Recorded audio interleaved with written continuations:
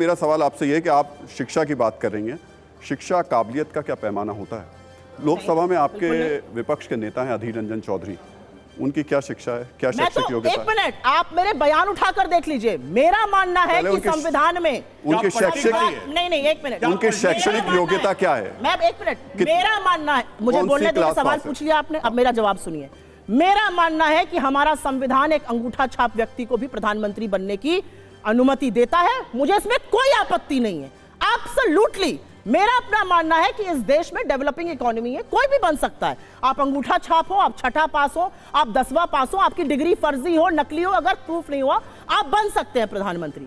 मेरा उद्देश्य दूसरा है ये कहने का कि जब शिक्षा की बात हो, मुझे उसमें कोई आपत्ति नहीं है। प्रधानमंत्री 10वां पास हो या प्रधानमंत्री ने वाकई में एमए किया हो या उनकी स्नातक की डिग्री फर्जी हो, मुझे वाकई में कोई दिक्कत नहीं है, क्योंकि मेरा संविधान कहता है कि अंगूठा छाप आदमी भी इस देश का प्रधानमंत्री बन सकता है। मुझे दिक्कत किस में है कि अगर कोई शिक्षा की बात करता है तो आप उसको अपने ऊपर क्यों ले लेते हैं? ये कौन सा विक्टिमहुड है?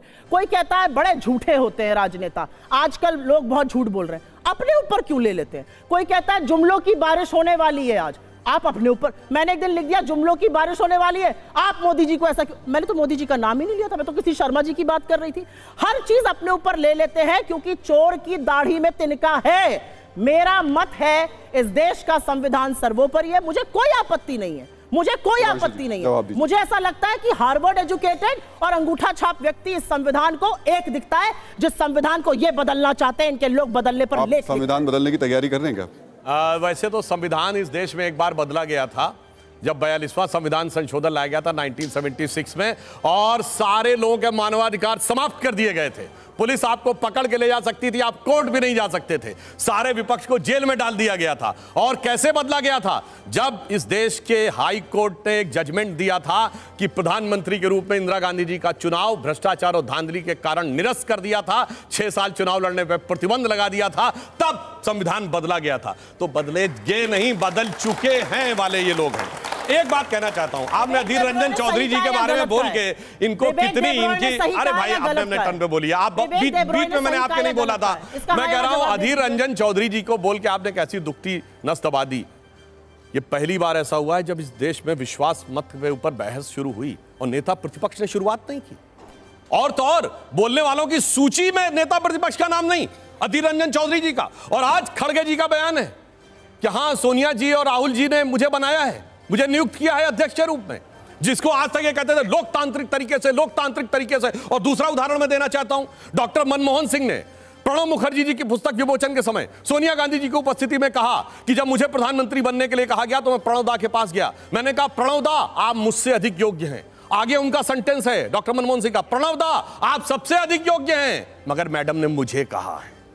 अब आप यह समझ लीजिए कि ये कोई भी व्यक्ति पद के ऊपर आ जाए, प्रधानमंत्री हो, अध्यक्ष हो, नेता प्रतिपक्ष हो, सबके साथ ये कैसा बर्ताव करते हैं और उसके बाद आके ज्ञान देते हैं। हाँ, मगर एक बात मानना पड़ेगा, इनका नेता एक मामले में बहुत पढ़ा लिखा है। ये बताइए, विदेश में जाते हैं राहुल गांधी जी, बड़ी बड़ी यूनिवर्सिटीज बुलाती हैं और वहां जाके भाषण देते हैं भारत के लोकतंत्र के खिलाफ। मैं पूछना चाहता हूं, हमारी सरकार छोड़िए, हमारी सरकार में कहेंगे कोई नहीं बुला रहा, 10 साल तक इनकी सरकार रही, भारत की किस यूनिवर्सिटी ने बुलाया था कभी राहुल गांधी जी को भाषण देने के लिए? 2004 से 14 बताइए, किसी ने नहीं बुलाया। ये विदेश में ही जाके क्यों बुलाते हैं? अचानक सारी उनकी विद्वता, पढ़ाई लिखाई विदेश में ही, और उन लोगों के साथी नजर आते हैं जो भारत विरोधी एजेंडा के हिस्से होते हैं। जरा इसको भी पढ़ने की, लिखने की बहुत जरूरत है। लेकिन जो सवाल पूछा था उन्होंने, विवेक डोबराय, जो उन्होंने कहा संविधान बदलने के बाद, सही कहा या गलत कहा? मैं पूछ रहा हूं भाई, विवेक दोबराय ना मुझे इस वक्तव्य की कोई जानकारी है, ना विवेक दोबराय जी भारतीय जनता पार्टी के कोई सदस्य हैं, ना इसके कॉन्टेक्स्ट की जानकारी है। मैंने तो यह उदाहरण दिया, सुनिए, मैंने तो कहा संविधान बदल चुके हैं। अब बताइए संविधान बदला था या नहीं? बोलिए। मैं बता देता हूं उन्होंने क्या कहा। एक मिनट पहले ये कह दें, संविधान बदला था या नहीं? सारे ह्यूमन राइट समाप्त कर दिए थे नहीं? बोलिए हाँ या ना, बोलिए हाँ या ना। बदल चुके हैं पे बोलिए ना। किसी ने कहा, कोई कह रहे हैं, इस कॉन्टेक्स्ट को छोड़िए, जो हो चुका उस पर जवाब दीजिए। कोई नहीं है, महत्वपूर्ण व्यक्ति है, उसको कन्नी से काटती हूं, कन्नी से तो बताइए ना, आप तो बदल चुके हैं ना। Vivek Debroy prime minister economic advisory council के अध्यक्ष हैं, प्राइम मिनिस्टर द्वारा अपॉइंटेड हैं। उन्होंने एक लेख लिखा कि भारत का संविधान बदल देना चाहिए।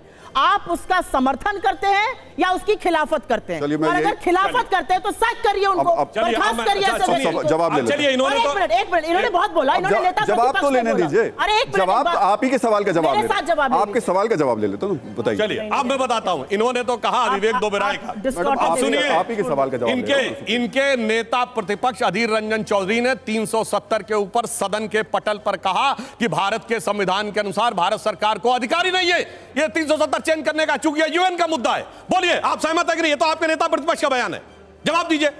पर उसका जवाब हाउस पे जवाब है, उसका जवाब तो दे दीजिए। विवेक ओबेरॉय ने जो कहा वो सही है या नहीं? क्या बात आप कर रहे हैं? सरकार का व्यक्ति नेता प्रतिपक्ष संसद के पटल पर बोले, वो पार्टी का बयान है, इसलिए मैं कह रहा हूं इसमें कोई बोलिए। विवेक देबरॉय का समर्थन करते हैं या विरोध करते हैं? हाँ या ना में जवाब दीजिए। विवेक देबरॉय का समर्थन करते हैं या विरोध करते हैं संविधान पर? रंजन चौधरी का जवाब दीजिए। वो आपके नेता विवेक ओबेरॉय हमारी पार्टी के नेता नहीं है, अपनी पार्टी के नेता का जवाब दीजिए। मत भागिए, मत भागिए, अधीर रंजन चौधरी जी की बहुत याद आ रही है ना आपको, तो आपकी बखिया उधेड़ती हूँ अभी। अधीर रंजन चौधरी पर्सनल का हो जाती भाई। अरे आपकी बात ही क्या बात जवाब दे रही हूँ? अधीर रंजन चौधरी, अरे पहले जवाब दीजिए, 370 पर उनका बयान सही था या नहीं? बोलिए हाँ या ना, आप पार्टी के प्रवक्ता हैं। बोल चुके। हाँ, चलिए जवाब ले लेते हैं। अधीर रंजन चौधरी जी नेता प्रतिपक्ष हैं। अधीर रंजन चौधरी जी लोकसभा में बोल रहे थे, वो बंगाली है, मुझे नहीं पता यहाँ पे कितने लोग बांग्ला भाषा जानते हैं। बांग्ला भाषा में नीरव का मतलब होता है जो व्यक्ति चुप रहता है, रणछोड़ जो चुप रहता है। अधीर रंजन चौधरी जी ने बोला मोदी जी नीरव मोदी बन गए हैं, धृतराष्ट्र बन गए हैं और लड़कियों के साथ वो हो रहा है। आप मुझे सिर्फ एक बात का जवाब दीजिए, अधीर रंजन चौधरी जी को निलंबित कैसे कर दिया आपने सदन से? आप सदन से निलंबित करते हैं विवेक देबरॉय को, आप संजय सिंह को, खड़े हो जाते हैं डेरेक ओब्रायन को, आप ऐसे कैसे कर सकते हैं? आप सदन में लोगों का निलंबन क्यों करते हैं? क्या सदन आपकी बपौती है? इस बात का जवाब दीजिए। निलंबित नहीं है। अधीर रंजन चौधरी जी को आपने निलंबित किस बेसिस पर किया, क्यों किया? यह लोकतंत्र का हत्या नहीं है तो क्या है? इस बात का जवाब दे दीजिए। और एक मिनट, बरगलाइए मत इस जनता को। इमरजेंसी कॉन्स्टिट्यूशनल प्रोविजंस में लगी थी। इमरजेंसी आपकी तरह अघोषित इमरजेंसी नहीं थी और हत्याएं नहीं हो रही थी ट्रेन में। पत्रकारों को डाला नहीं जा रहा था जेल में। अच्छा, क्योंकि उसने मुजहर की बात कर दी। ज्यादा हो गया। सुन लीजिए, आपका ज्यादा हो गया प्रभु। आज बोलने की ऐसी आजादी नहीं है कि एक व्यक्ति कहता है पढ़े लिखे को वोट दो, उसकी नौकरी चली जाती है। उत्तेजना कहीं और दिखाइएगा। ये उत्तेजना मणिपुर की नग्न लड़कियों को देखकर दिखानी चाहिए थी, शर्म आनी चाहिए। फैक्ट्स ठीक कर देता हूं मैं आपको। आप जब इमरजेंसी की जो बात कर रही हैं, उस समय पत्रकारों को जेल में डाला गया था। अरे मैं कह रही हूं, उस समय अखबारों की लाइट्स काटी गई थी। अगर आप वो फैक्ट्स गलत बोलेंगे तो मुझे, के लिए मेरे नेता ने कहा है वो गलत था। ये कह सकते हैं 10 साल से ये गलती कर रहे हैं, ये कह सकते हैं कि विवेक देबरॉय ने गलत किया संविधान बदलने की बात कर। इनकी हैसियत है बोले मणिपुर पर। 78 दिन तक इस देश का प्रधानमंत्री चुप रहता है मणिपुर पर। आपकी शर्म से आंखें नहीं झुकती हैं? वो लड़कियां आपकी बेटी हो सकती थी, आपकी बहन हो सकती थी, उनकी योनियों को, उनके स्तनों को आदमखोर की भीड़ छू रही थी। देखा है वो वीडियो आपने? बजाइए ताली इस बात पर। क्या बात करते हैं आप लोग? शर्म नहीं आती? आप महिला हैं, आपको शर्म नहीं आती कि एक और महिला के साथ क्या हुआ? आप ताली ठोकने की काम करते हैं। अब मैं जवाब दूं? अब शर्म आनी चाहिए। इन्होंने कहा था 267 पे, सुनिए, सदन की सारी कार्रवाई रोककर मणिपुर पे चर्चा की जाए। जब सदन की सारी कार्रवाई रोकने की बात थी तो दिल्ली बिल पे क्यों तैयार हो गए? राजनीति ऊपर, मणिपुर पीछे, यह हकीकत थी। और दूसरी बात, इन्होंने कहा प्रधानमंत्री जवाब देना चाहिए। प्रधानमंत्री, जबकि 267 के तहत संबंधित मंत्री यानी गृह मंत्री जवाब देंगे। कोई बात नहीं, आप अविश्वास प्रस्ताव लाए। मैं कहता हूं जाके दर्शकों से चेक करिए कितना परसेंट बोला विपक्ष नेताओं ने मणिपुर पे। 5% भी नहीं बोला। इसका मतलब राजनीति थी, मणिपुर के प्रति संवेदना नहीं थी। और तीसरी बात, जब प्रधानमंत्री जी मणिपुर पे बोलने के लिए आए तो भाग खड़े हुए। क्यों भाग खड़े हुए? जबकि नियम के अनुसार गौरव गोगोई ने यह प्रस्ताव रखा था। रूल यह कहता है कि जब फाइनल रिप्लाई मिल जाएगा प्राइम मिनिस्टर का, तो जिसने अविश्वास प्रस्ताव रखा है उसे एक बार रिबटल करने का मौका दिया जाएगा। वो मौका भी छोड़ दिया। और जहां तक महिलाओं की सम्मान की बात है, तो याद करिए इस देश में वो भी एक समय था जब कश्मीर में कहा गया था हिंदुओं अपने घरों को छोड़ के चले जाओ और अपनी महिलाओं को छोड़ के चले जाओ। तब उस समय कोई चू निकला था। और सुनिए, इतना ही नहीं, गिरजा टिक्कू के साथ रेप करके आरे से काट दिया गया था। और उन लोगों ने जो किया था, उस यासीन मलिक को बुलाकर प्रधानमंत्री आवास में आवभगत की गई, जिसकी बीवी इस समय जाके पाकिस्तान की कैबिनेट में शामिल हो गई है। इतना ही नहीं, इनके मुख्यमंत्री ने कहा केरल में ओमन चांडी जी जिनकी डेथ हो गई कि 300 लड़कियों को किस ढंग से यौन शोषण करके उनको धर्म परिवर्तन किया गया, उसका इन्होंने मजाक उड़ाया आके। अगर आपके दिल में ईमानदारी से है तो फिर चाहे कश्मीर हो या केरल, कोई भी जगह हो, चाहे राजस्थान हो या मध्य प्रदेश हो, या अभी देखिए डेरेक ओब्रायन को तो सस्पेंड नहीं किया गया। अरे वहां पे आपके कार्यकर्ताओं की हत्या हो रही है और आप डेरेक ओब्रायन का साथ दे रही हैं। इससे बड़ी शर्म की बात और क्या हो सकती है कि अपने कार्यकर्ताओं के जनाजों के ऊपर रख के भी राजनीति करने के लिए। अब मैं सवाल का जवाब ले लेता हूं, लेकिन ये कहते हुए लेता हूं कि गृह मंत्री के भाषण के अलावा, गृह मंत्री के भाषण के अलावा भाषा की बात कही। अधीर रंजन चौधरी जी बंगला भाषी और ऐसा बचाव लेते हैं कि वो राष्ट्रपति के लिए अपमानजनक शब्द बोल गए थे, राष्ट्रपत्नी, और कहा मैं हिंदी भाषी नहीं हूं। पहली बात तो मैं कहूं, भारत का कोई भी भाषा भाषी ऐसा नहीं है जिसको पति और पत्नी शब्द का मीनिंग ना पता हो।